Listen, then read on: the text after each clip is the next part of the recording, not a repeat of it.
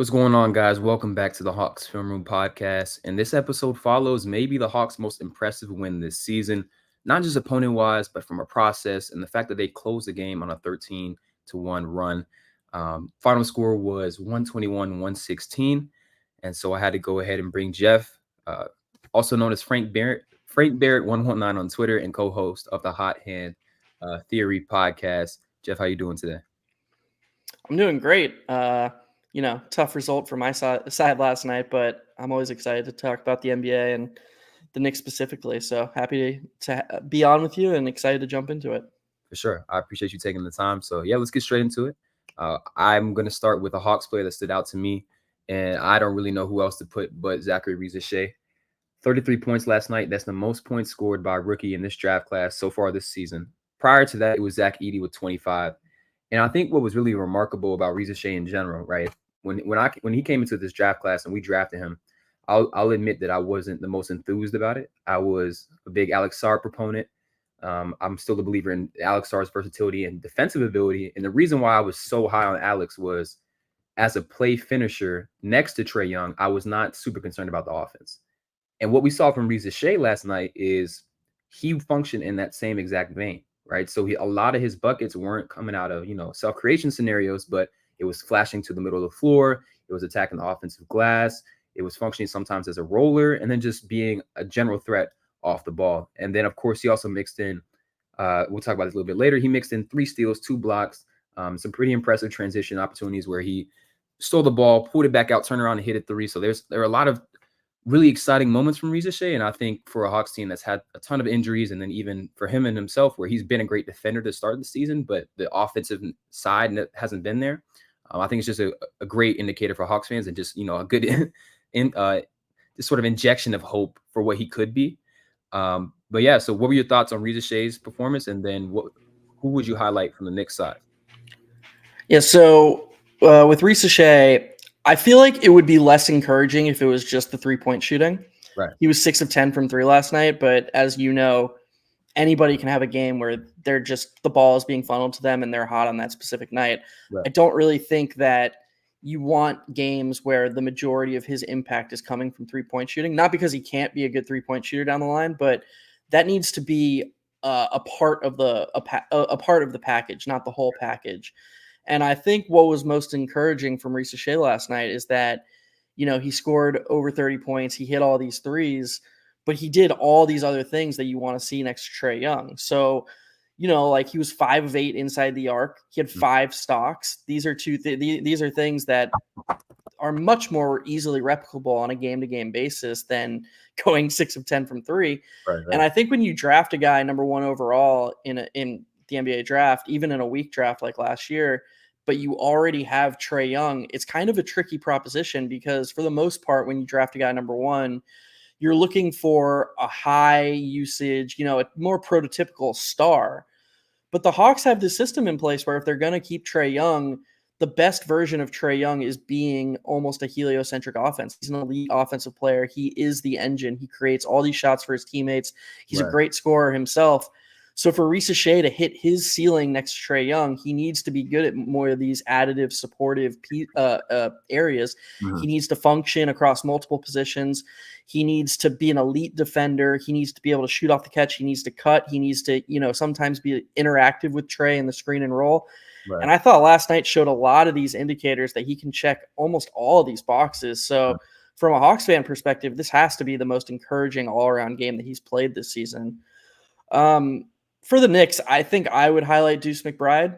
I don't think anybody really played all that great last night besides Towns offensively. I thought Towns was an absolute beast. Like 34 and 16. If anything, they didn't lean on him enough, especially late in the game. But Deuce was awesome. He's shooting off the catch. Still, he shot 43% last year. He's shooting 41% this year. He's hitting more pull-ups. It's not like he's being assisted on a super high percentage of his threes. So that's huge, especially when Jalen Brunson's off the court. He was their best defender guarding Trae Young, which I know isn't saying much because Trae was creating all sorts of offense. But I'm sure for you as a Hawks fan, you were much more comfortable when it was Mikal Bridges and Cat and Drop than with Deuce kind of hounding him at the point of attack. So I thought Deuce was really impressive. I thought he should have closed the game. I thought they kind of took their foot off the pedal because they couldn't get stops, and then they were just running this heliocentric offense through Brunson that didn't have maximal spacing. The ball got funneled to Josh Hart, and Josh Hart didn't really do much with the ball when he got the ball in the corner. Whereas if you have 5 true shooters out there, I just think that's a better, especially last night, I think that's better for the Knicks. So yeah, I think Deuce would be the guy I'd highlight for the Knicks. Yeah, for sure. And as a testament of what he did last night, the best lineup that New York had featured Deuce McBride, and it was with OG, Jalen Brunson, Mikal Bridges, and Jericho Sims, and they outscored Atlanta 20-8. I think it was, a pretty stark difference with him on the floor. I picked him up in fantasy this year because I was pretty excited about his opportunity to be, even sometimes a spot starter against some teams, but I like the way he competes at the point of attack. Still a great offensive player. I think a lot of people were shocked what he did to the Celtics in the opening game. Obviously that was a blowout, but he has that shot creation ability. And then when you sort of give him the offensive support to where he can also be a really strong threat defensively, then I think that's when you get a really impactful player. So definitely agree with that. Agree with all the points on Risacher as well. I think that's exactly the type of player you need next to him. That's what Dyson Daniels is right now. He's an expert at the supplemental things. But now Risacher at just 19 is already an impactful defender. Is already very smart in spacing. And then his track record prior to this NBA season is that he is a strong three-point shooter. I'm trusting that sample size over his shaky start. And I think what was important for the Hawks, and I just want to show, I'll show this clip a little bit later, but they started by hunting a shot for him. And I think that's very, very important to continue to build that confidence in him because, obviously number one pick comes with expectations, but this is a kid who's from France, is still learning English. Sometimes at some points just feels a little bit hesitant. So it's very important that they keep making sure they're generating looks for him outside of just standing stagnant in the corner. So I think that the fact that they were intentional about finding that look for him is also why he has such a big game. And you're talking about I'm sorry to interrupt. You're talking about the opening play, right? Where he hit the 3 at the top of the key. Yeah, I might as well share it now. But yeah, go ahead. Yeah, so if I can just say one thing about that I thought was really smart. Tom Thibodeau's defenses are intentionally exploitative when he thinks that opposing shooters can be helped off of. And if you look at that Hawks starting lineup, they have Dyson Daniels, they have Risacher, they have Capella, who's just not a factor shooting at all. And even Jalen Johnson, who's their second best offensive player, I think you'd agree he's more of a streaky shooter than just a pure 3-point shooter. The Knicks had all these options and ways to send help if Trae Young got in the paint. And I think what you see here is Quinn Snyder looking to leverage that attempted exploitation because he knows that Josh Hart's going to be roaming. I think this is a really clever set out of the gate. Look at where Josh Hart is. He's below Karl Anthony Towns. If you want, if you look at where Hart is, he doesn't care that Risacher is about to pop and get an open 3. Right. His whole goal here is to keep Trae Young and the whole Hawks team out of the paint. They're using Josh Hart to prevent any rim attack. And I think Snyder's saying, dude, you're going to get these looks all night. We're giving you the ball right now. Take advantage of this. And to get him that look on the first play, get him in rhythm, I think that's incredibly intelligent design. Yeah, definitely agree. And here's the other thing too, with Capella, and really Quinn Snyder has popularized this around the league, but he's using Capella in a slot position. So I think they call it a slot 5 or a slot 5 out. But instead of being behind the 3-point line, Capella is typically around the elbow right here, or this elbow, or even on the wing. And so what happens is when the ball gets reversed, he can flow right into a dribble handoff like this is right here. So Cat also, even with Josh Hart following Dyson, this wasn't going to be an open pass. But you leverage the fact that guys are sagging off of Capella as well. So I think it was a great example of floor spacing. And also, can I really fault Josh Hart for leaving him open? I mean, Risacher was probably the worst volume 3-point shooter at this point, right? And I think it's just about adjustments throughout the game. I don't think this was bad defense by any means. If he doesn't help you, Dyson's wide open. Now, do I trust Capella to make that pass? I don't know. But at the end of the day, I think he covered up the biggest defensive, the highest defensive importance. Yeah, I don't think Tibbs and Hart are in the wrong at all. I didn't mean that as a criticism of them. I'm just saying that I think if you're Quinn Snyder and you know that's going to be their attempted exploit, you kind of have to leverage it. This is an NBA player. This is your number 1 pick. You're putting him on the court in these starting minutes. You can't just say, sorry, dude, you're not allowed to take open 3s. You got to put him in these spots and see what he's got.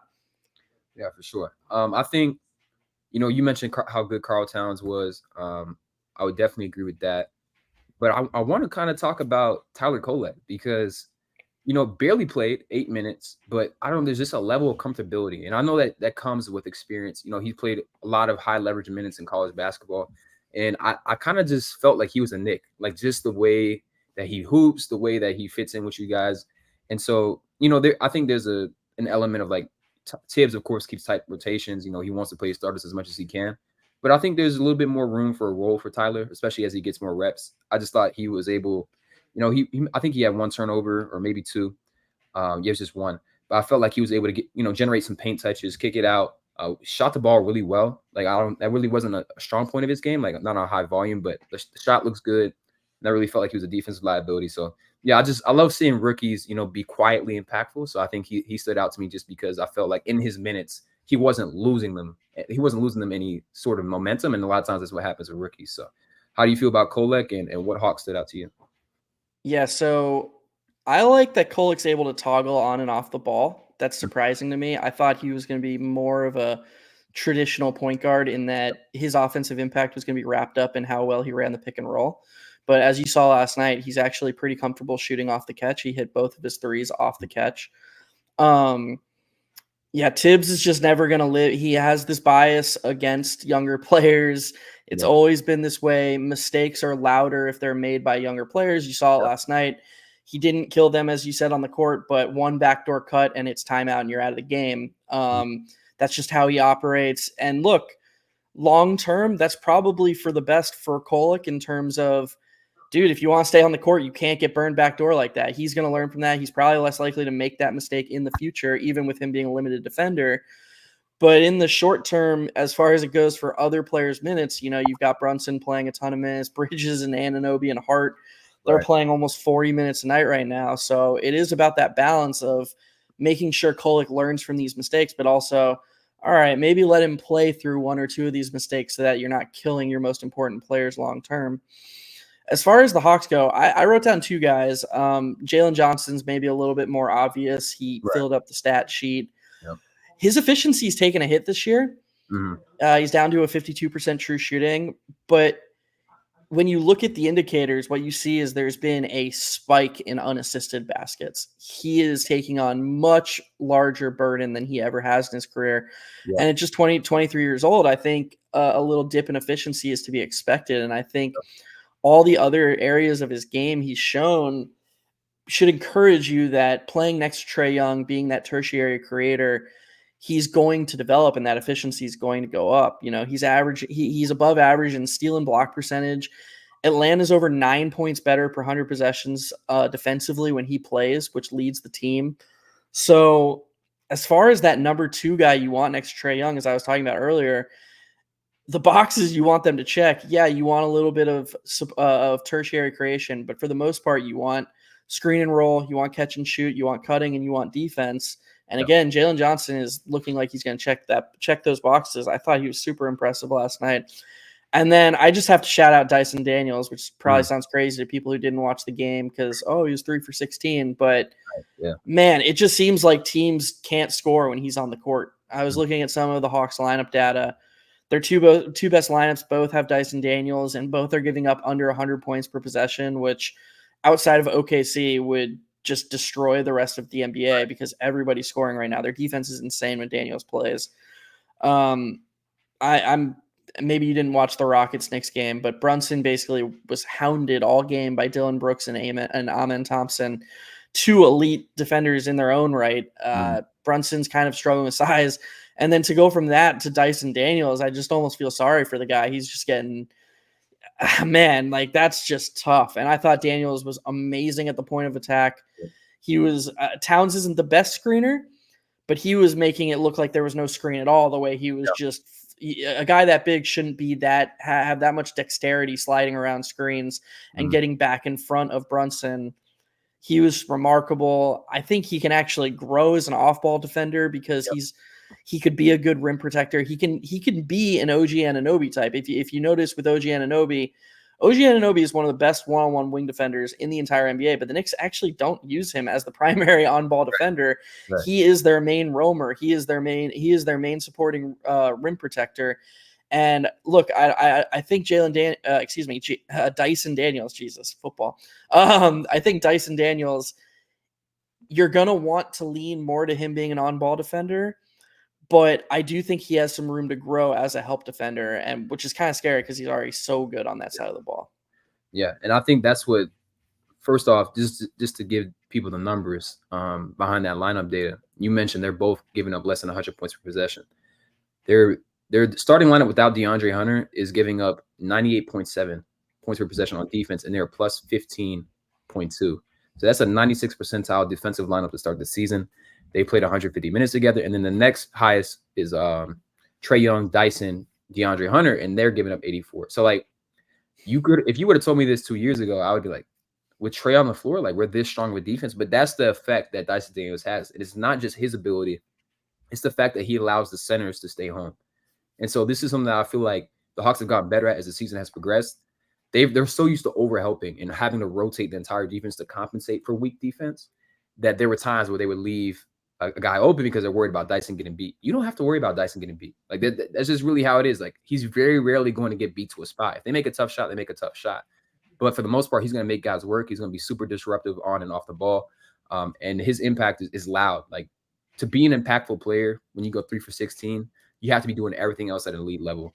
And he's absolutely doing that. So I want to talk too about just in general, the Hawks winning the possession battle. So last night, they doubled up in the offensive rebound percentage. They had 32% offensive rebound percentage versus New York's 17.9. They had 12 steals to 5 from New York. They had 26 deflections to 10 from New York. And the two guys who really stood out with disruptiveness, like we mentioned, Dyson had 8 deflections, 4 steals, and a block. Risacher had 3 steals, 2 blocks, 7 deflections, and 2 loose balls recovered. And just in general, I felt like the Hawks were really active in the passing lanes.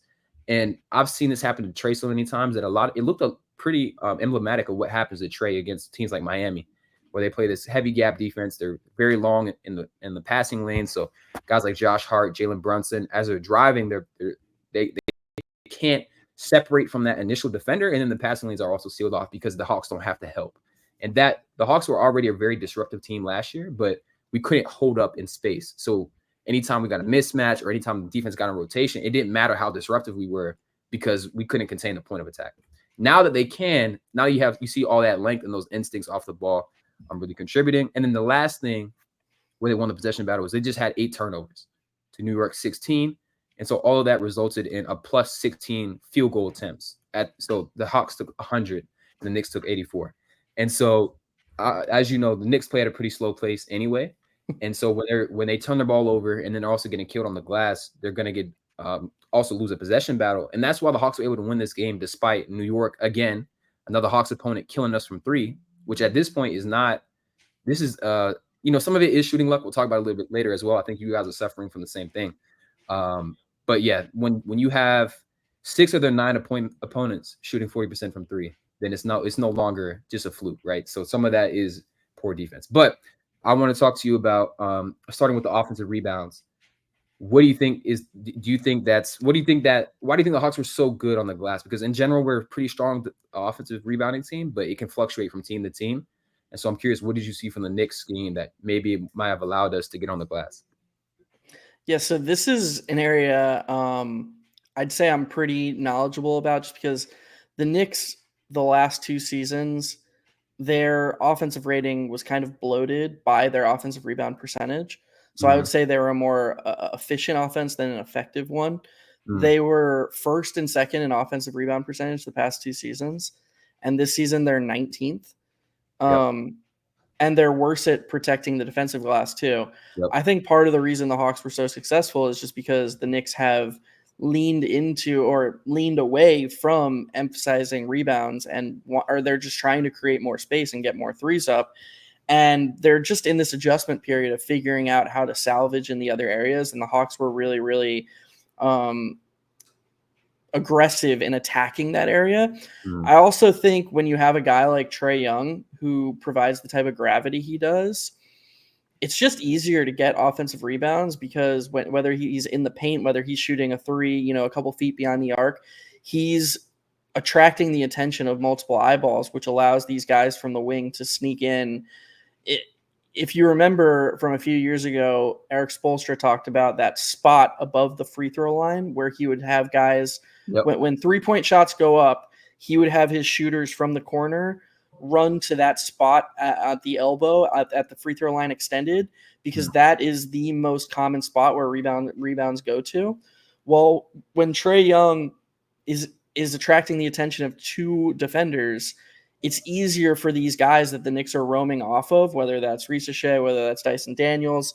It's easier for them to run to those spots and force another Knicks player to put a body on them there, which in turn creates a domino effect that makes it easier for Okongwu or Capella to grab the offensive rebound or to, have a better chance of getting the offensive rebound. So I think that, to be honest, it's twofold. On one hand, the Knicks just aren't as good a rebounding team as they've been the past few years. But second, I think Trae Young starts a domino effect that correlates with high offensive rebounding, and I'd expect the Hawks to keep being a good offensive rebounding team going forward as long as he's attracting the sort of attention he is. I think and sometimes I think with offensive rebounding, it's okay. Clint Capella, yes, like he's a great offensive rebounder, but why? It's not just his ability to secure those rebounds, and I think that's a great point. Now, the other thing was just you guys are pretty small, especially now with Mitch out, and for the first time in what feels like 5 years, the Hawks are a decently, sized team. We were the lightest team in the NBA in 2022. And we were one of the third. I think we were third in height. 2024, we got a little bit better. We were more middle of the pack weight-wise, but we were still below average height. And now with Risacher, Dyson, V. Krejci playing minutes, this is not a small team anymore. And so it's on possessions like these where, there are three Knicks down there, but they can't effectively rebound the ball, especially when they don't have everyone down the floor. And in general, too, the Hawks guards have been doing really well, crashing on the glass. And I think that's been a big point of emphasis for them because they do have this height advantage, especially against a team like New York. I'm trying to find this one particular one that Risacher got.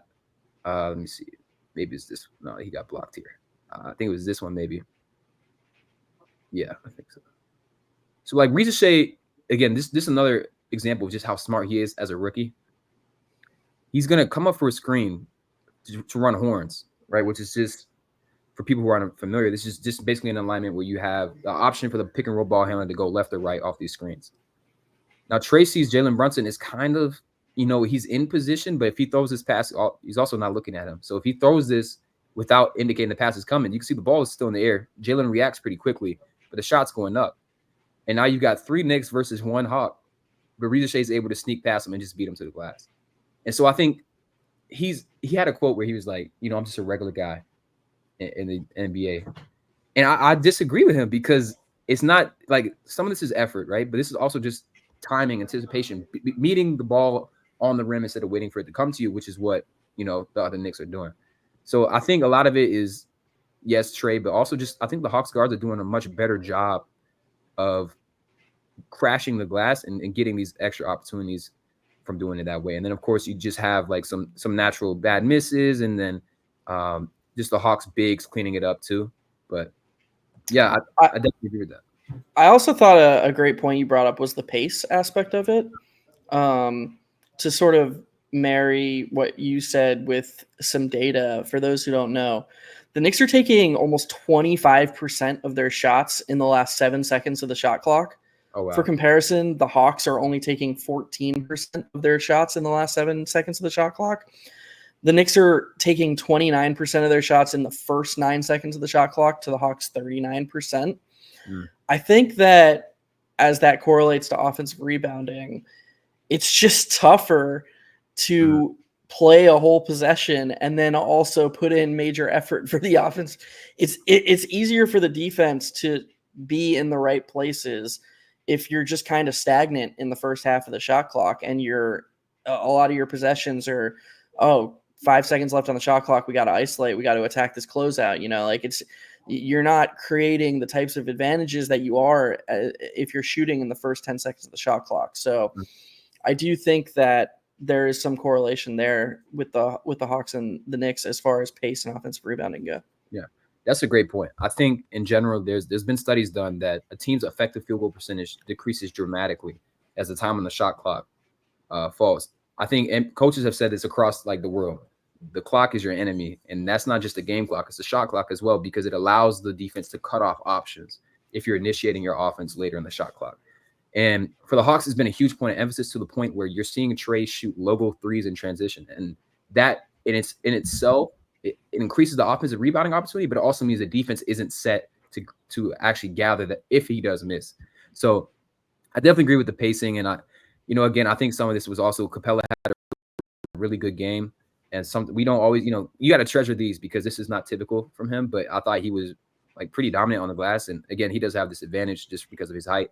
And then when the ball just can't get contained and you don't have the size on the floor, like Josh Hart probably, if this is maybe Randall or someone who's more inclined, I know Josh Hart's a great rebounder, but he's got to pick up Capella a little bit earlier than that because Cat is coming over to help. So I think there's a lot of things like the pace, of course, Trae's gravity, and then just the overall lack of size in this Knicks lineup with the injuries, and then with the loss of Isaiah Hartenstein, and then playing Cat at the 5 where he is unbelievably impactful as an offensive player, but I think he still has some kinks to work out defensively. And this is still very new in the year to where I think guys are still trying to figure out how to play with one another.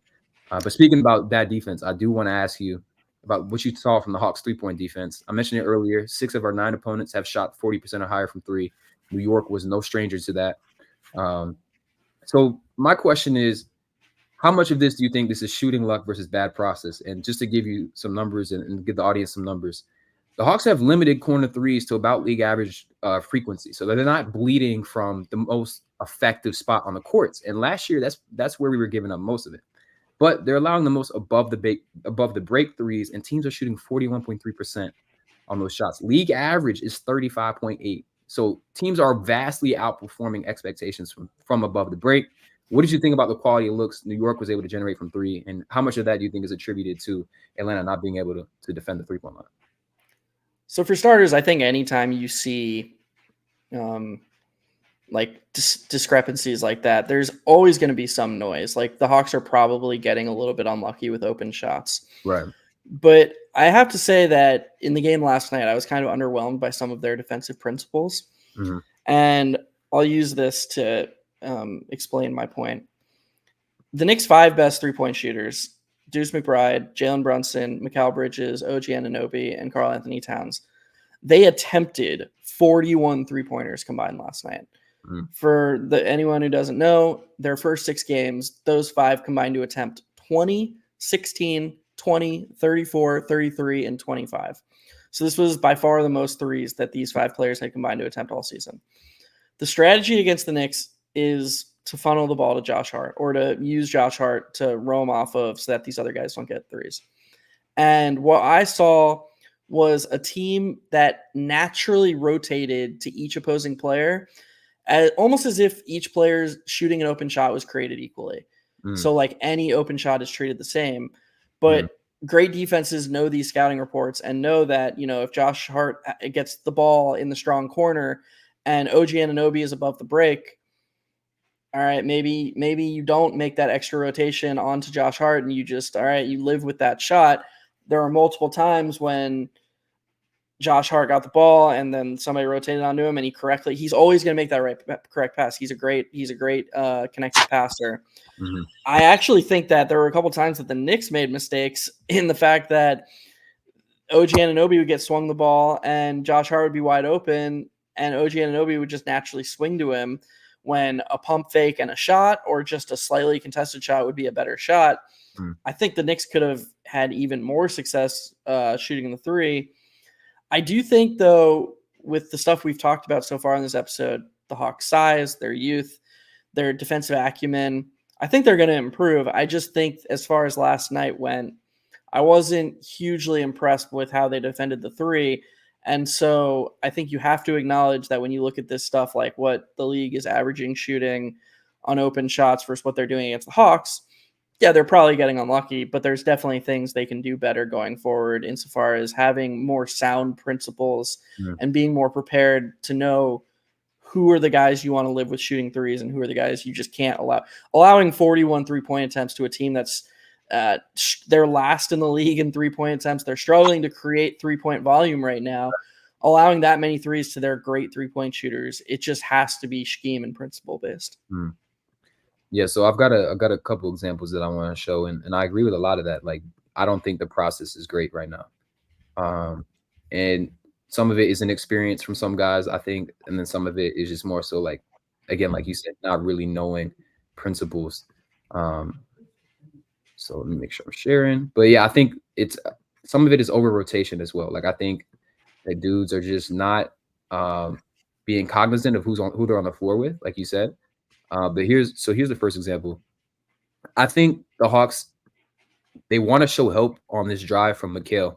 And so you can see how close Garrison Matthews is to the nail. And I'm not necessarily like upset at this. Like I don't think Mikal I don't think we're in a bad position here. Like I don't think Garrison needs to step over as much, especially because Deuce is a great shooter.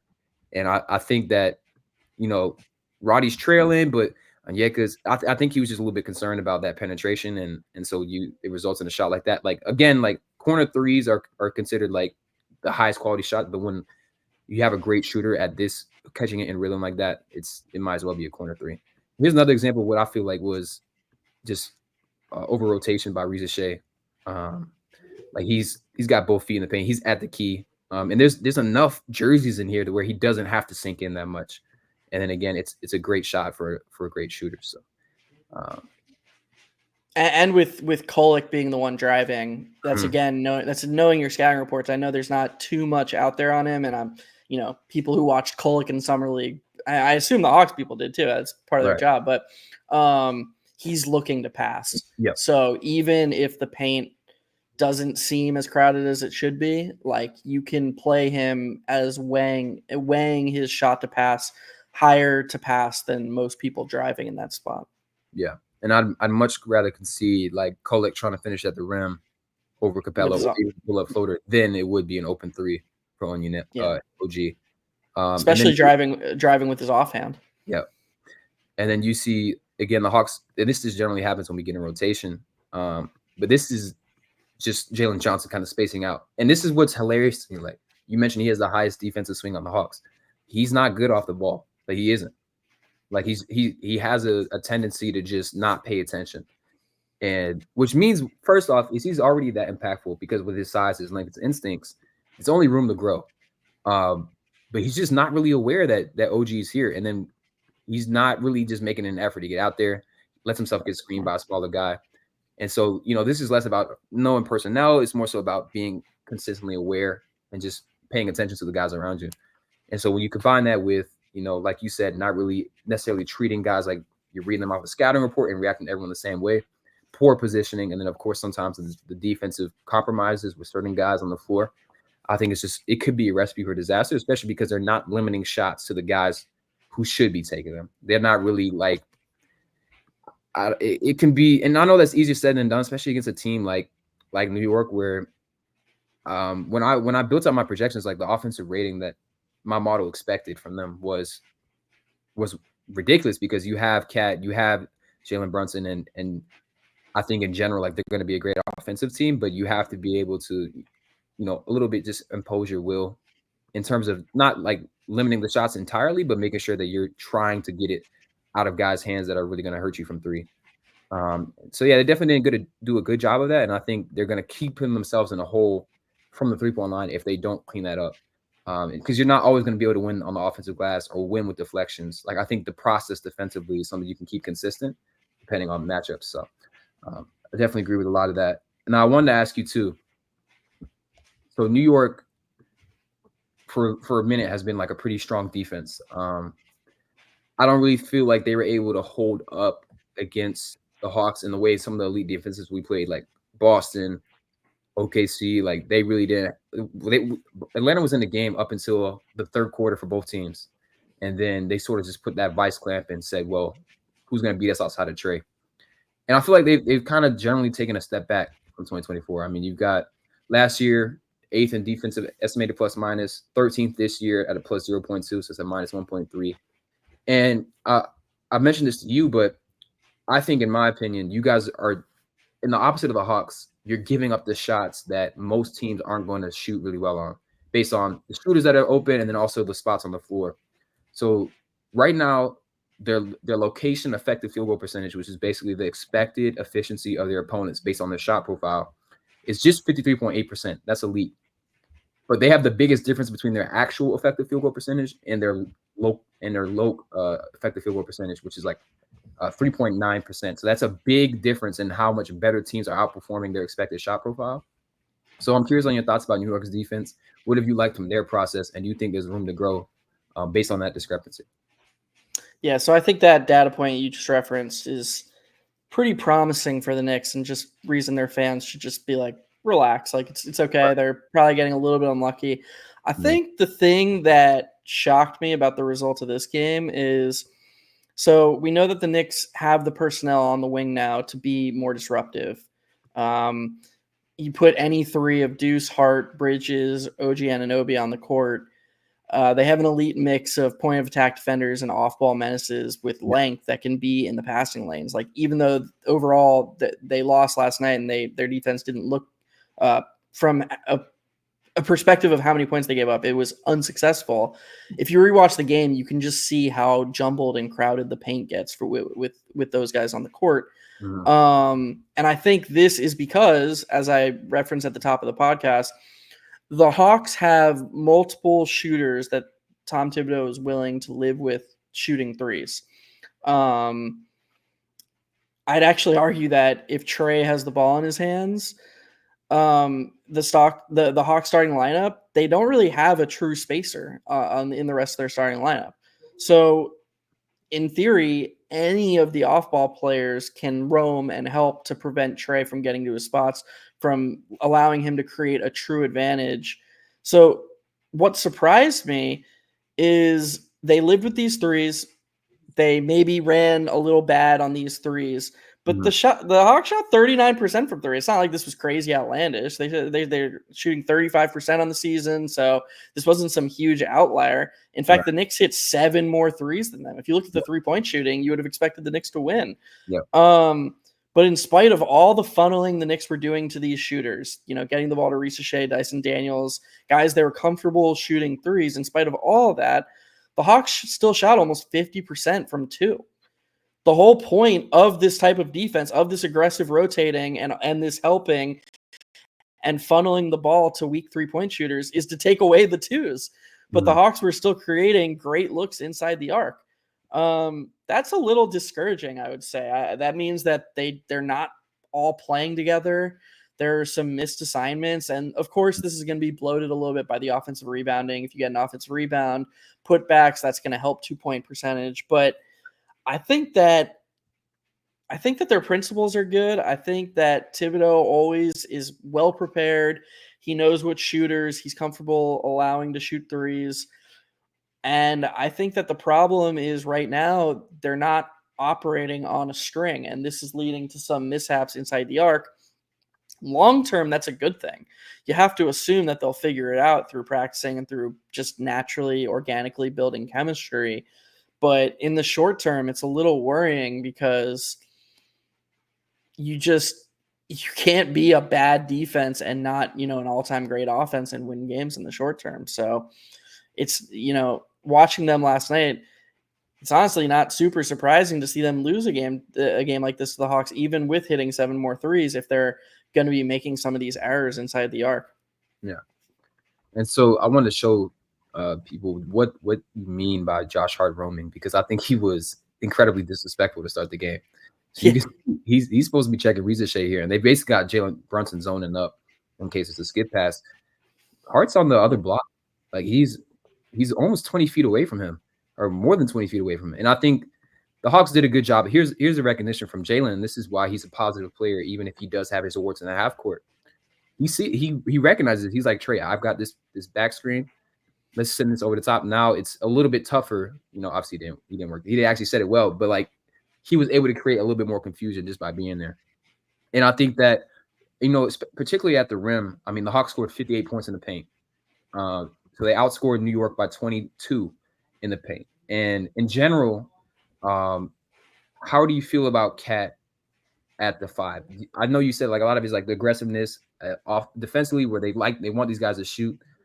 Do you feel like, I know a lot of times OG is sort of the weak side rim protector, or sort of relying on those guards, but do you think that some of these issues are compounded by the fact that Cat is the one that's anchoring the defense? So this is a little bit of a cop-out, but I I'm not worried because I don't think the Knicks are built to win by being a great defense. I think that from what he's seen, he's actually just been fine. He's not good, but I'm not worried like, oh God, he's worse than I thought he'd be. I think more of this falls on the wings. I think when you bring a guy like Towns in to be what he's supposed to be, is this great shooter, this great spacer, and when he's playing the five, you're trying to hit your highest percentile ceiling offensively. They have 4 supposedly good to great guard wing defenders. They're supposed to be better at the point of attack and be better at getting around these screens so that not as much pressure is put on Towns. You watch some of these replays, you see Trae just dusting Mikal Bridges and forcing Towns to these 2-on-1s. Yeah, he's not good at those. He's not Mitchell Robinson. He's not Isaiah Hartenstein, but he's not supposed to be. So this idea that like because he's not able to be elite in drop coverage, that means they have to go away from the scheme entirely. I don't agree with that. I think that the wing defenders just have to be better. That's their job on this team. They're the ones failing, in my opinion. Towns is going to have good possessions. He's going to have bad possessions. He's leading the NBA in defensive rebound percentage, which, a lot of people don't know this, but it's not everything. But one of the reasons, you look at these advanced metrics, every year Jokic grades out really well on defense. Yeah. And then somebody will pop on Twitter and be like, these analytics are so stupid. How can Jokic be a good defender? Look at him play defense here. Jokic isn't a good defender, but his teams don't give up offensive rebounds. Ending the possession is hugely valuable to defense. Yeah. So Towns being as impactful on the defensive glass as he's been so far, again, leading the NBA in defensive rebound percentage, that's a part of defense. I'm not worried about Towns' defense. I think if the Knicks are going to be a good enough defense to be a title contender, it's because Bridges defends like he did in Phoenix. He's been the weakest link. He is the biggest concern of mine by a lot. I don't think that the Knicks system is going to allow Bridges to play the type of offense that he did in Brooklyn. He's going to be a three-point shooter. He's going to be attacking closeouts. He needs to return his value on the defensive end, and with his shooting, the shooting hasn't been as bad as people thought it would be with his preseason form. Everybody talking about his form and stuff. He's been fine as a shooter. He's been really good from the mid-range, really, really good from the mid-range. But the defense is a bit worrying. The whole wing stop thing doesn't work if your wings don't stop the ball. And Bridges was consistently getting blown by last night off the bounce. Yeah. I'll say too, I definitely agree with that. And a lot of Hawks fans wanted Mikal, and it's really hard to tell if a player has lost a step defensively or if they've just been corrupted by bad defensive culture. And so I didn't want to say he's all of a sudden a bad defender, because when he was with Phoenix, like he had an argument as a top 10 wing defender easily. And he was all defensive caliber for a reason. But he was bad. Like he was legitimately awful in Brooklyn.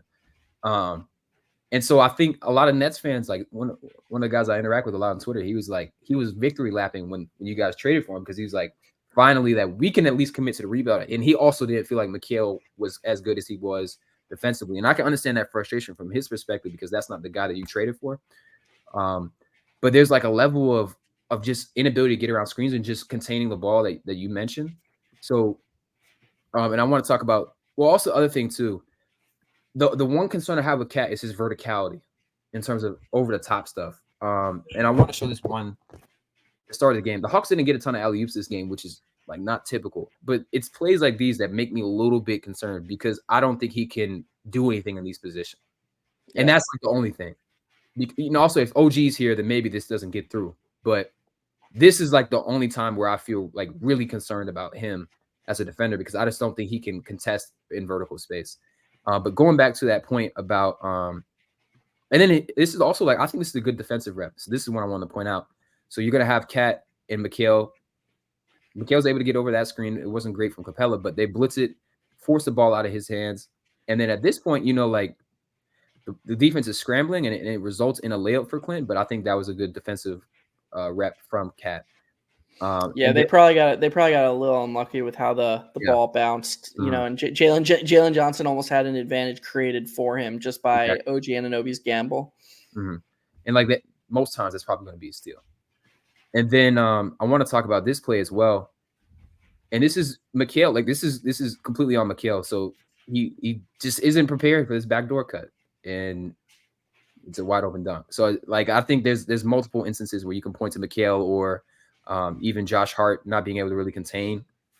So here you got Risacher in the corner by himself, and he just gets right past him, and that's a really tough finish from Risacher, and I think that's a good help from Cat as well. And I know you. I'd assume at least I shouldn't say I know. Your audience is mostly Hawks fans, but if you are listening to this and you're a Knicks fan, the reason this is problematic is because they're actively, by not starting Deuce, they're actively saying that the shooting isn't the most important thing. These other things are the things that these players are supposed to be better at are more important. They're more critical to this starting lineup.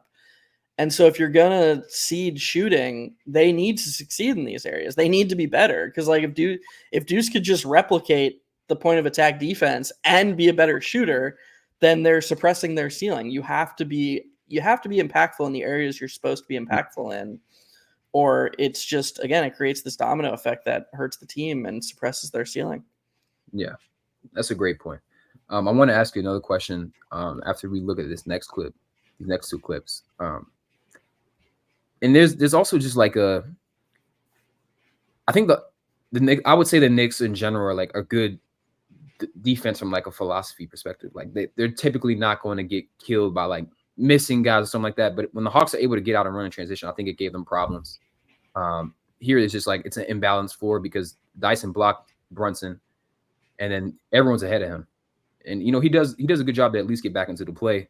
But now Dyson just makes a smart cut and it's an alley-oop over the top. So it's like, if you can't really contain the ball in the half court and then you're giving this up in transition, it just makes it tough. And this is like an unrelated clip, but I just had to show it because when I watched it, I was like, this is just like the impact of having someone like Trae. You got guys flying at him, three guys flying at him, and they just leave Dyson wide open. So, you really, when you watch, and this isn't Jalen Brunson hate, Jalen Brunson's amazing in his own way, but part of being in a 5-out offense or a theoretical 5-out offense, an offense with more space, and when you have one creator like the Knicks do, Jalen Brunson's their primary creator, he needs to be the table setter too. He can't just be an elite scorer. You really see how much he has to grow as a passer when the Knicks play a team like the Hawks and you have Trae Young, who it's easy to blame Brunson's height because there are passing windows he can't see. I do think that's part of the problem. I do think he does have some passing skills that are suppressed by his size, but Trae Young's the same size and he's legitimately one of the best passers in the entire NBA, both from a skills perspective and an impact perspective. You really, really notice how wide the gap is or how much is on the table for Brunson when they play a team like the Hawks because Trae is just such a gifted passer. Yeah. And so that kind of transitions well to my next question. I was curious, you guys play in the half court more than anyone besides Milwaukee and Minnesota. So but you're also scoring well above league average in the half court, like the fourth best half court offense in the NBA, a testament to what Karl-Anthony Towns has brought, and then also just the player Brunson is. But the Hawks were able to hold them below league average and half court points per possessions at 95.3. And I mentioned a little bit earlier, but I felt like what I saw was a lot of like gap defense, being disruptive, leaving Brunson on an island and not showing a ton of help on his drives. But what do you think was the most effective thing the Hawks did to limit the Knicks half-court attack? And what are your takeaways to make sure you can continue to generate offense against, a similar style of defense? Yeah, so I mentioned the pace earlier. One data point that I didn't mention about the Knicks, we talked about this on High End Theory, the most recent episode.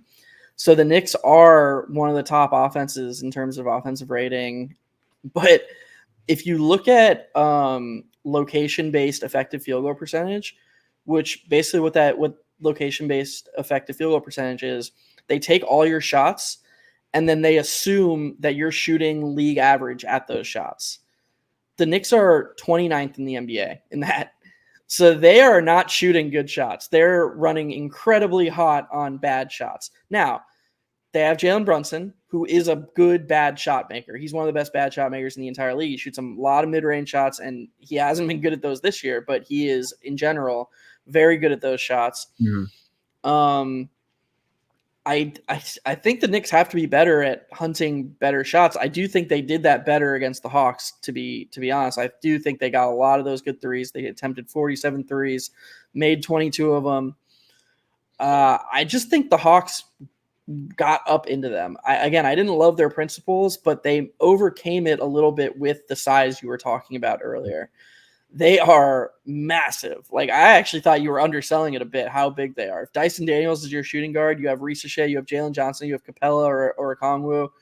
They are big across the board. And to counter that with the Knicks going a little bit smaller with Josh Hart at small forward, Mikal Bridges at shooting guard, OG Anunoby is your power forward. Towns is more of an – Towns should be more of a presence inside, and I think he was a little bit, but the point is that I think the Hawks had a pretty distinct size advantage, and they leveraged that. They made sure the Knicks knew they were there at the point of attack. They didn't really, aside from a few mistakes, they didn't really let up. You didn't see many of these backdoor cuts that the Hawks were getting.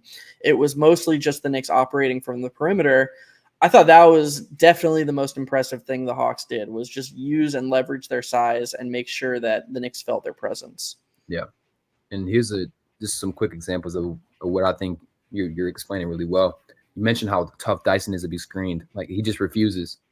And now, in previous years, the Hawks would have to send help here. And you see Risacher starting a bit.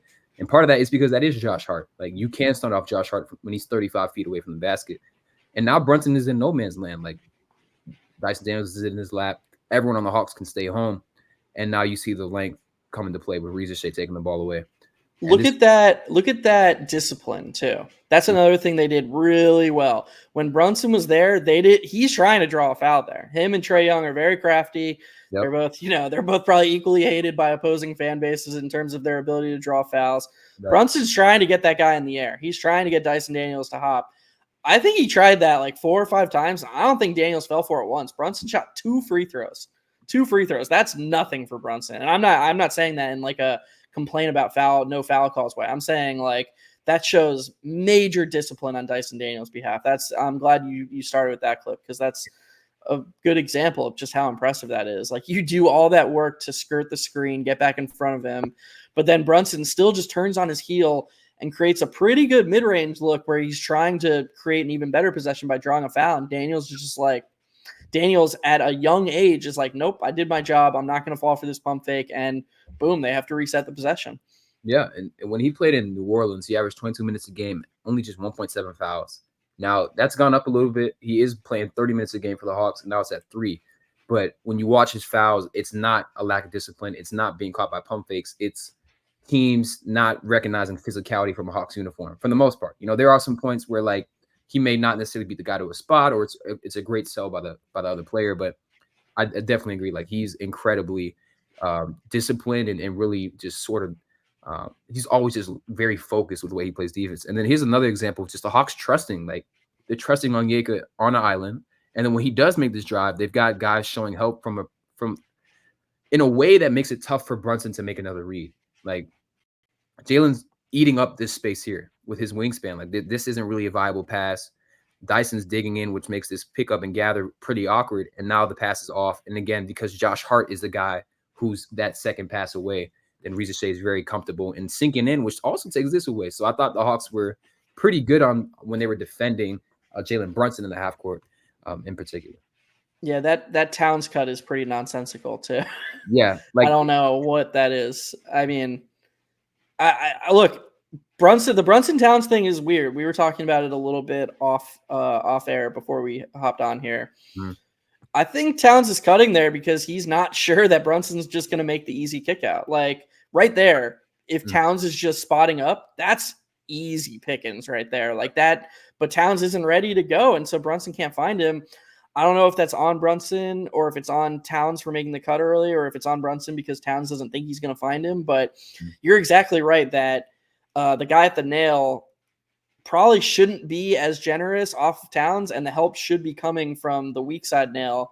Excuse me, not the nail. The weak side free throw line extended off of Hart, because Hart is the guy you want to help off of. And I do think this is an example of a spot where the Knicks maybe missed out and are more to blame. I But look at that screenshot. This is the Hawks size. What is Brunson supposed to do here now that they have this? This is 5 Hawks defenders. Like, there's nowhere to go. Mm-hmm. So yeah, basketball's so awesome, man. There's just like a little bit of everything, and yeah, I love the nuance to it. No, and I definitely feel the same way, and I think that, again, another great transition, but there's a lack of appreciation, I feel like, for different offensive styles. Like, everyone is sort of just engrossed with this idea that everyone's shooting a bunch of threes, and it's not fun to watch. Like you said, like, these are two, yes, both teams are trying to hunt looks at the rim and from three, but it's in different ways. Like, we both have heliocentric guards, and we both have wings that complement them with length and versatility, but you got a 5-out center, a guy who can stretch the floor, pick and pop a little bit more. The Hawks are running more dribble handoffs and backdoor cuts. They've got, so I feel like, at least in my opinion, like, I can watch any given NBA team and notice something completely different that they do offensively. And I just wish that there's a little bit more appreciation for that, because I'm sure you feel the same way. Anytime you tune into a different team, you're picking up on new offensive tendencies. And, obviously it's a copycat league. Guys are going to try and do what works. And, right now you have to win the math battle. You can't continue to get outscored from three. I mean, you saw Phoenix right now. Phoenix is, well, I can't remember off the top of my head. I'll pull it up. But Phoenix was not a super high volume 3-point attempt team until Coach Bud came. Right now, they are 5th in 3-point rate. And we're talking about a team with 3 mid-range merchants, like Kevin Durant, Devin Booker, Bradley Beal. These are guys who have cut out the mid-range and are getting to the rim at a high. Kevin Durant is getting to the rim at a higher rate in his career since 2019, like before his Achilles injury. So it's like people are looking at efficient offense or well-developed offense or well-designed offense and feel like there's a lack of creativity. But there's a completely different way each team is creating these looks. So how much variety do you think there are in offensive philosophies? Not necessarily in terms of like, okay, we're generating rims or threes, but like how they're getting to those actual shots. Yeah, I think there's actually an abundance of schematic diversity, throughout the league. I mean, I watch a ton of NBA, like just a ton. Yeah. And very rarely do I get a sense of, oh, this is boring. I just watched this, like, oh, I don't need to watch this again. I'm just watching the same thing over again. Yeah. There are some teams that infuse more team concepts than others. Like, if you're looking for a very, very egalitarian team-based offense, I'd watch a Raptors game. If you love the NBA, the Raptors play a very, very team-friendly offense, and they're really entertaining. They don't even have Quickly and Barnes back, but when they get Quickly and Barnes back, that lineup of Quickly, Grady Dick, RJ Barrett, Barnes, and Pirtle, that's gonna be tough. That's gonna be a good team, and they're giving their young guys some room to grow.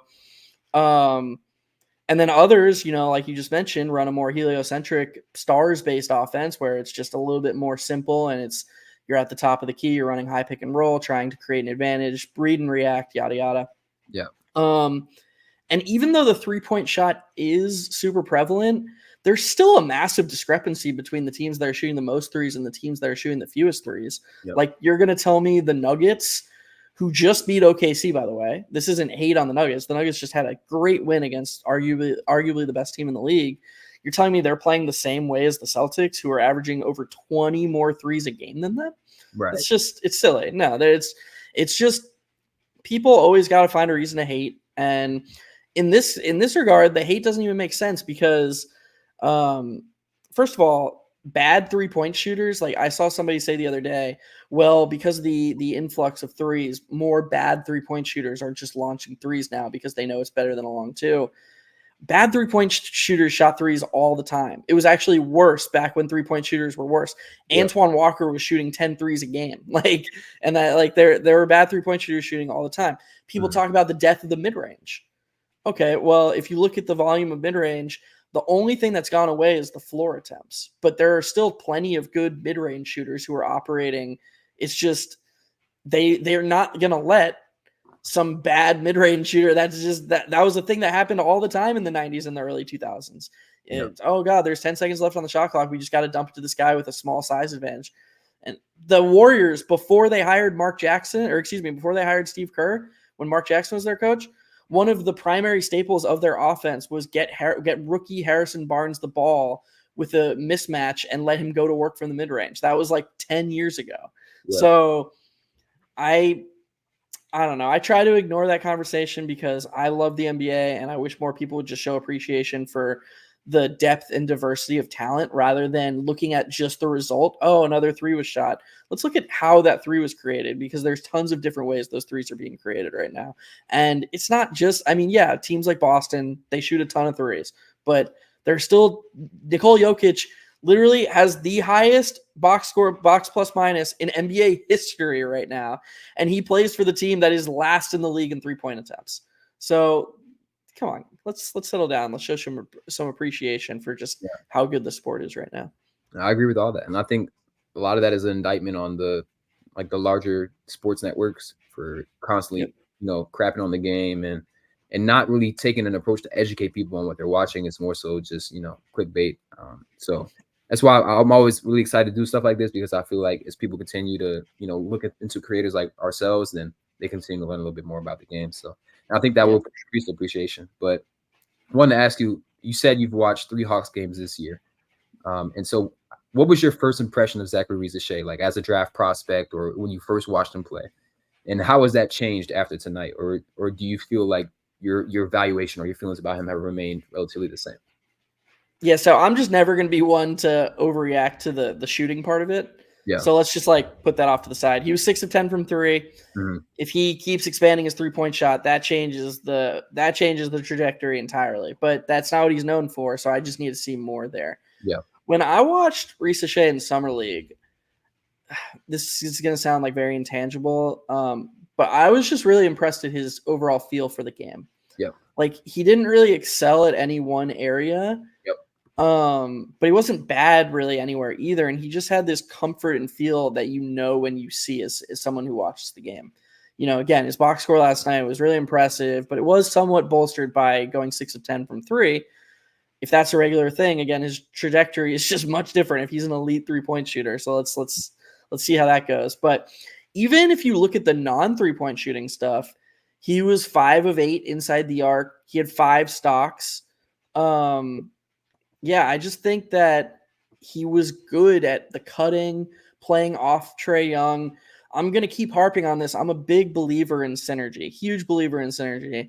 Mm-hmm. I don't think that Trae Young and Risacher are playing your turn, my turn. I think that for Risacher to be the best version of himself in this environment where Trae Young is the best version of himself, there has to be interactive impact. He has to do things that are off of or additive to Trae Young. And not only did he check those boxes last night, but he wasn't just sort of good in any of these areas. He was very good in these non-shooting areas, cutting, rebounding, playing defense on and off the ball. This was a very, very good game. And if I was a Hawks fan, I think this would be probably the most encouraged I've been by Risacher in his short career. Yeah, definitely agree. I think what's interesting about Risacher too is he has an awareness about him that I sort of held against him as a prospect. He basically has never really been the guy on the team. And all of the reporting was that he just wants to play a role. He just wants to play a role. He just wants to play a role.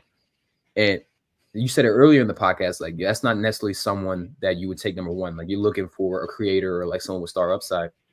But when I interviewed him after, I think it was the Hornets game, someone asked him a question about what he worked on this offseason, or how does he see his offensive game growing? And he said, well, I know that I'm not the greatest offensive player on this team. So he can rely on Trae and trust Trae as an offensive player and continue to develop his skill set, outside of having to do a trial and error on the court where it actually will impact winning.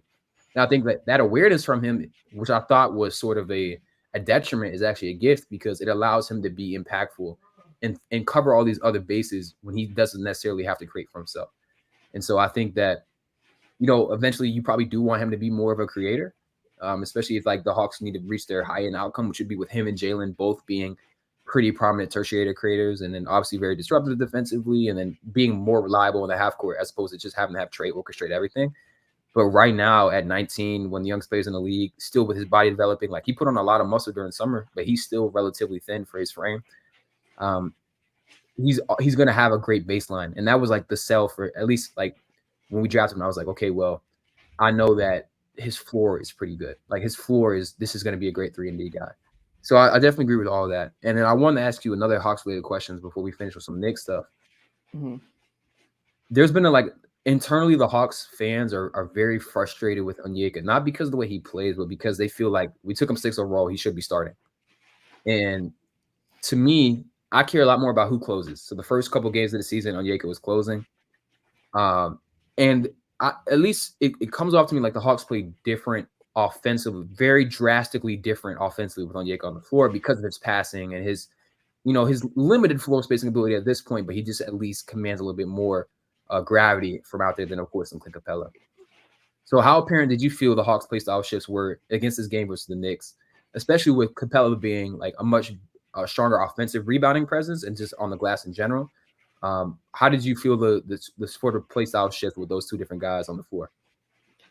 So I just want to first comment on the team building aspect of it. I've felt for years that it's been a mistake not to trade Capella. Not because he doesn't do anything well, but for the exact reason. Like, the Hawks, lost that playoff series to the Celtics a couple of years ago. Uh-huh. They're not title contenders. And you could almost argue that the 2021 playoffs sort of artificially bloated where they thought they were on the Trae Young path. It did. And so maybe they felt like, well, we're closer. So even though we drafted Okongwu in the top 10, we're trying to win right now. Yeah. But to draft a guy that high, you need him to be given every opportunity to be the best version of himself. And that's just impossible behind Capella. And I don't think Capella is good enough to justify suppressing Okongwu in that way. As far as the schematic differences, I thought about this a lot when I read your question.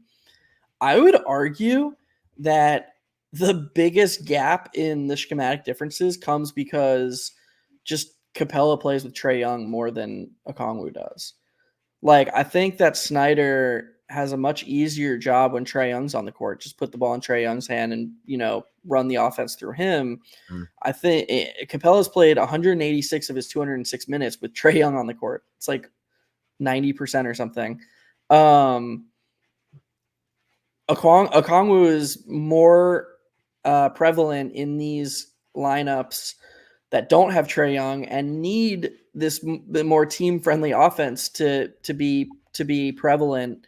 And so I think that's probably a bigger cause of why it seems like they're playing drastically different styles than the differences in the players' styles. I'm not saying there aren't differences in the two-player profiles. There definitely are. But I do think that if Okongwu started with Trae Young, we would just see Okongwu play like Capella mostly. Yeah, and the funny thing is, looking at the lineup data, with Capella on the floor, the Hawks are 7 points worse offensively, but they're 13 points better defensively. And then with Onyeka on the floor, they're plus 7 points better offensively, and then they're 9 points worse defensively. And so it's like, sorry, I just want to say that's really promising for Okongwu, I would argue, just intuitively to me, because like I just said, Capella plays all of his minutes with Trae Young. So if you're worse offensively, that's pretty damning. But he also plays all of his minutes, a lot of his minutes with the starters, with guys like Dyson Daniels. Yep. So that is probably more relevant to the defense than Capella's presence. So for me, with Okongwu, with the offense being better and the defense being worse, I think it's much easier to imagine Okongwu carrying over that offensive impact next to Trae Young while seeing the defense get better when he's playing with better defensive players. To me, that points in the favor of Okongwu. Yeah, definitely. I definitely agree with that. And I think the Hawks I do think some of it is Capella is, I don't think they want to tank his value.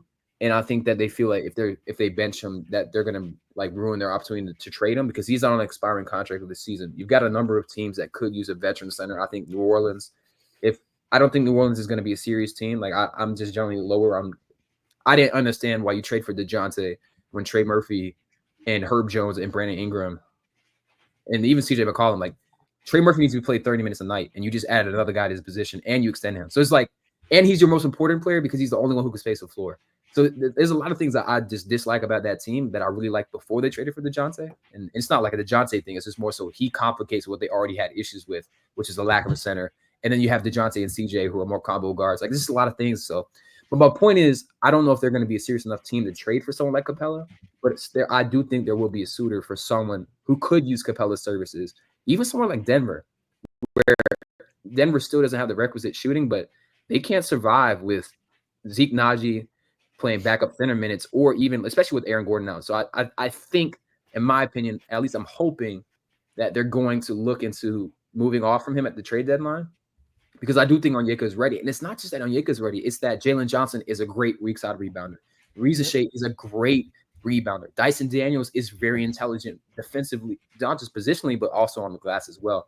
So they have the requisite size to be a little bit undersized at point guard and center for the first time. And that's why I think this needs to be the year, because it is very drastic, the versatility that he brings offensively.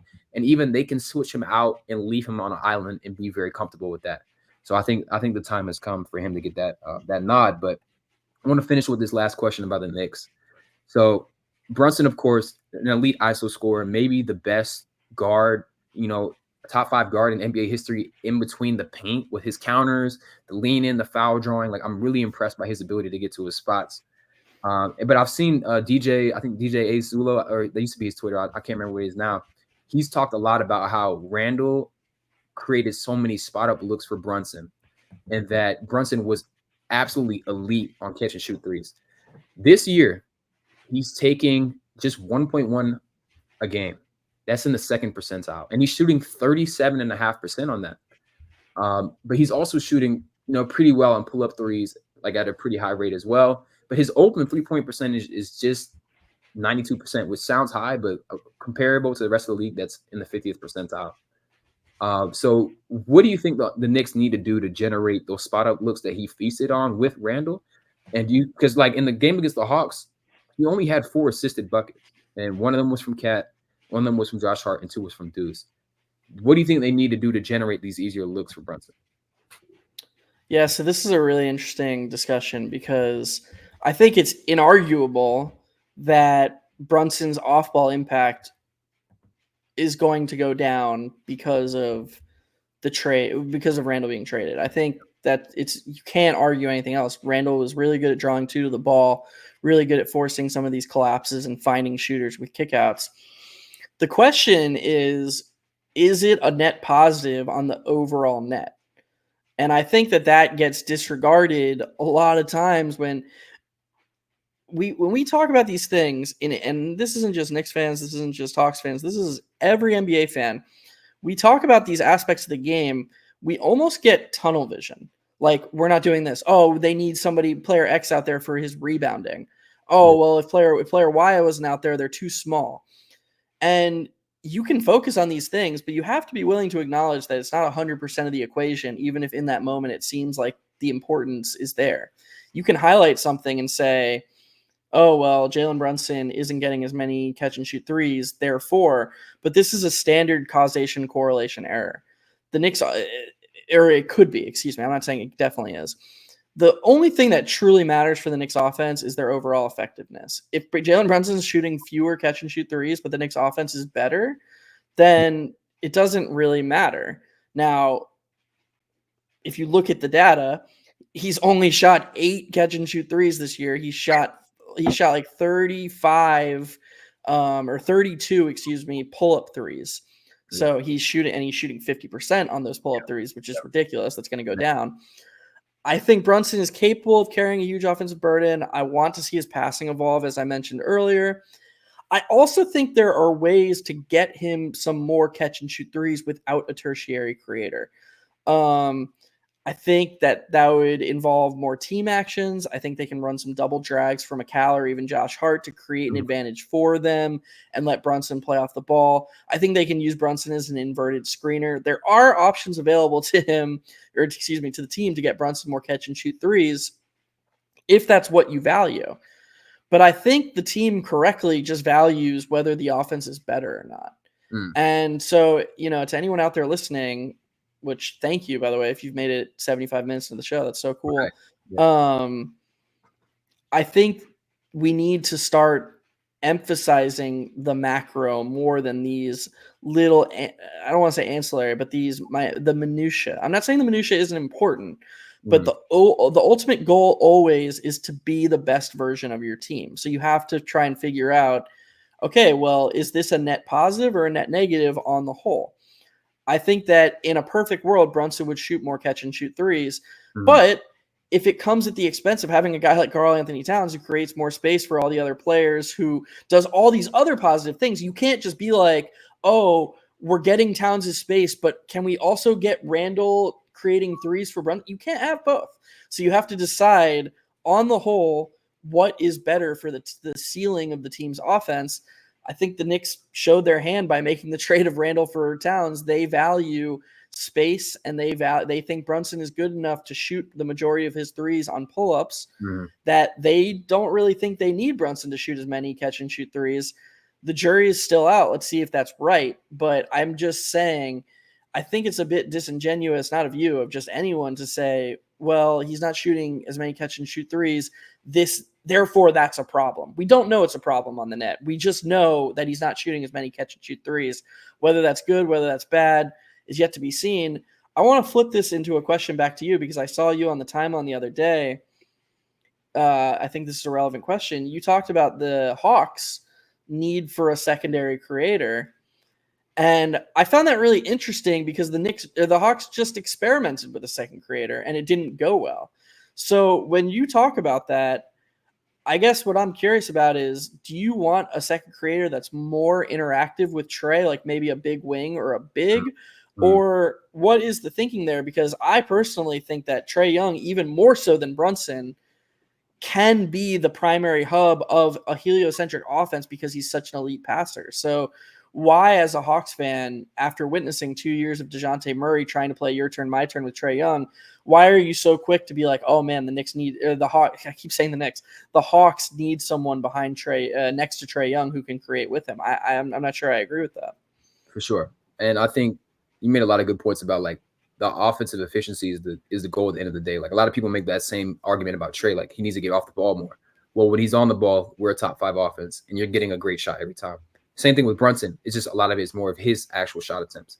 And so to answer the question about the secondary creator, I was talking with a Kings fan, and so we were looking at what DeMar has done for their half-court offense.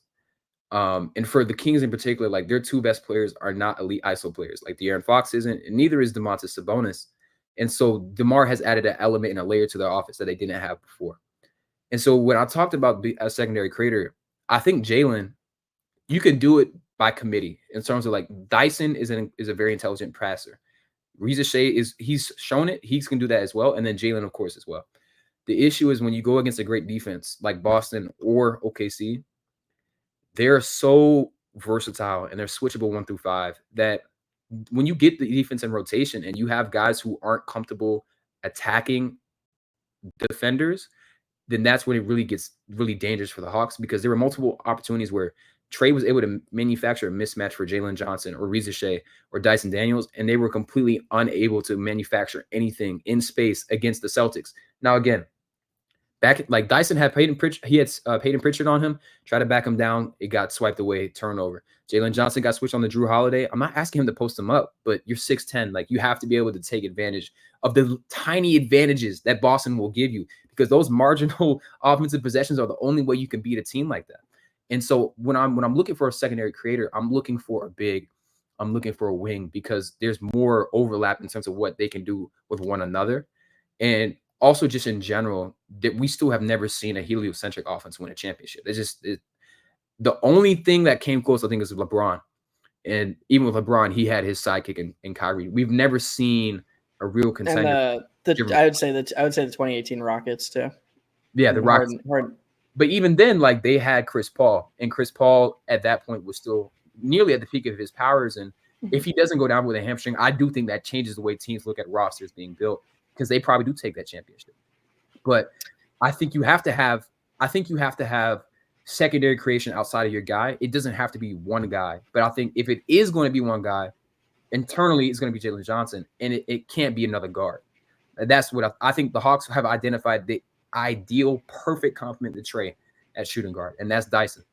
But when the Hawks don't have Bogdanovich and they don't have DeAndre Hunter and they play OKC or they play Boston, those teams are going to destroy the Hawks offense, because they can gap off of guys. Guys aren't comfortable driving closeouts against a team that's that great defensively.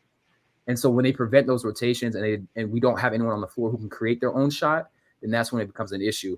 And it's not going to – I don't think we'll see a similar situation to like the Miami Heat series, because that team was incredibly limited. Like John Collins He's not doing anything in space. Kevin Huerter, he could be really limited as well when you run him off the line.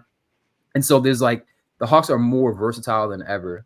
They've got more secondary creation than ever. They've got guys who they can pass it up in the transition. They can trust them in space.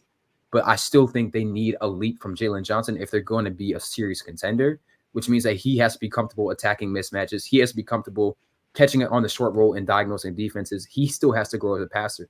And the crazy thing is, like you mentioned, his efficiency has gone down. It has, but his potential assists, he's averaging more potential assists right now than Jason Tatum ever has in his career.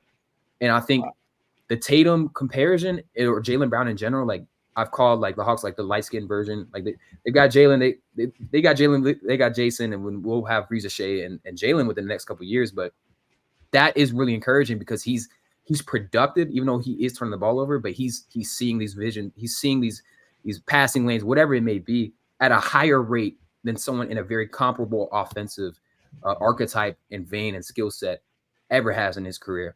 And so that's why I do think he can get there, but I think the Hawks ultimately need someone they can rely on to be a release valve for Trae outside of just being a play finisher. I think they have to be able to make that next pass. And so maybe that can be Jalen. I think you made a number of really, really good points, like just strong steelman arguments for your side. I think that a good comparison, I don't know if you'll agree with this, but a good comparison would be what the Pacers did. Like Halliburton is an elite engine. He's almost like a taller version of Trae Young, just like they're both amazing. They can dance with the ball. I know Halliburton doesn't draw the fouls that Trae Young does, but they're both, they can shoot. They have range. They're both amazing passers. But late in games, Tyrese Halliburton has the ball. Defenses know he wants to shoot a pull-up three, he wants to get to the rim, or he wants to find a kick out. If you get a switch everything defense and Halliburton can't create those advantages, he's not someone who just late in the shot clock you give the ball to and he's going to create, a tough midi. Siakam was that answer. Mm-hmm. And so the theoretical version of Siakam was someone who can play off of Tyrese Halliburton. He's good at shooting threes in the corners. He can play a little bit of center. They play him small, so he's flexible. Mm-hmm. And when the going gets tough and a possession gets tough, they can dump the ball to him and he can get a high floor value possession late in the shot clock. So I think that's what you're going for. I do think baked into my perspective was the other thing you mentioned. I'm just really high on Jalen Johnson. I would just love to see them continue to give him the keys as that tertiary creator. Yep. I wouldn't want them to sell any pieces and get someone who could infringe on his development all to chase. I don't know. What are they chasing? Like how much higher can the ceiling really get if they I think what they have is really good. I think Hawks fans should be super encouraged, especially if they're able to trade like lineups of something like Trae Young, Dyson Daniels, Risacher, Jalen Johnson, and Okongwu. That's like a dream. That's you got a bunch of young guys who are very synergistic. They're well coached. They're going to grow together. I wish I didn't live in South Carolina so I could watch more Hawks games, but I think that Hawks fans have plenty of reason to be encouraged, and I really enjoyed watching them, even though they kicked my team's ass. Absolutely, and I think for Jalen, I've watched so much of him that it's hard for me to be like anything more than a realist with him. And I know right now, like he really struggles in the half court. He just does, and I'm not expecting anything. I'm not expecting him to be great immediately because he didn't have a rookie season. Like Nate McMillan refused to play him until Quinn Snyder came into the fold. So like this past season was really his first full season where he really had any sort of offensive responsibility. And so that means that he still has so much untapped potential. He still has so much to grow as a defender. And I think like I was in my basketball group chat. I was like, look, 25, 10, and 7 upcoming for Jalen Johnson. He's not at 25, 10, and 7, right? But he is averaging 10 rebounds. He is averaging above 20 points per game. And he's been unquestionably our best player. He's our most impactful player by on-off differential. And you're looking at a player who's averaging 18, 10, and 5. And that's, I think, 5 or 6 players in the NBA are averaging something like that. So he has the potential. And I also think, to another point with the Siakam thing, I think Halliburton is a lot more limited as a scorer, which is why they had to get Siakam. Because in those, like you said, those clutch situations, he doesn't have a great handle, in my opinion. He's not incredibly bursty. And then, of course, he has the hamstring injury, which I think has hampered his step back. But they needed it. I think in general, you need a change up. You need to be able to change the way you attack a defense offensively. Now, that can come with off-ball stuff like what the Warriors do with pin downs and pitch actions in Chicago. or whatever they do to unlock Curry off the ball. But sometimes that's going to have to be some on-ball stuff as well. So I was a proponent for the Hawks trading for Siakam because I thought that he could. I was impressed with the playmaking. Now Brandon Ingram is another guy that I had my eyes on because he was the best playmaking wing in my opinion last season, and he's going to be up for a contract. So I mean, as a free agent, I don't think the Pelicans will re-sign him, and I think he kind of has a rep as like a good stats bad team guy because he hasn't necessarily contributed to winning, but I don't think he's been in a great position. So, but I absolutely agree with the fact that like the Hawks are building something sustainable. They have a young core going forward. They don't necessarily need to make that move, especially as long as Boston is in the East, because I think the window for guys to contend in the East is really just like it's kind of closed for the next 1 to 2 years, unless you're Cleveland, New York, or Boston. And I still think Boston is heads and above any team in the NBA. Like I just think with the continuity, the guys they've built, the versatility they have on both ends. So I'm not pressed for the Hawks to try and contend right now. If I'm to be honest, like I want to see what we can get from Risacher. I want to build this team the right way. But if the opportunity does present itself to get a good deal for someone like Brandon Ingram, or a consolidation trade with maybe Clint Capella and DeAndre Hunter, and you could bring in some more young talent or someone who could develop into being that creator, I wouldn't be mad at it. But I definitely agree that they have something special with Jalen Johnson. They have the beginnings of a vision of some length and versatility around Trae that's going to help complement him and supplement him with that secondary playmaking. So I absolutely agree on those aspects, and I think that Jalen can't be that guy, and I have no reason to say he can't.